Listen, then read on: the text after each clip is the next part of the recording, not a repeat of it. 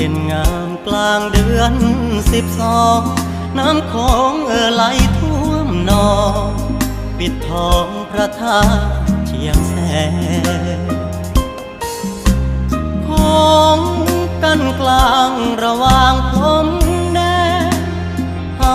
บ่เห็นหน้าแฟนปิดแดนเสียแล้วละนาจังใดสิได้เจอน้องค่ำคืนได้ยืนจ้องมองเบิ่งโคงไหลลองใจหายของคงหูยอดชูอยู่ใสเขาให้เหตุงานอันใดฉะไหนบ่ส่งข่าวมาอยู่ฝั่งไทยอธิปไตยเสรีอยู่ดีกินดีอุดมไปด้วยข่าวพาเจ้าอยู่เวียงจันทน์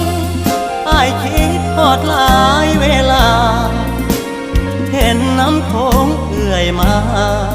คงเหมือนน้ำตาจาบัน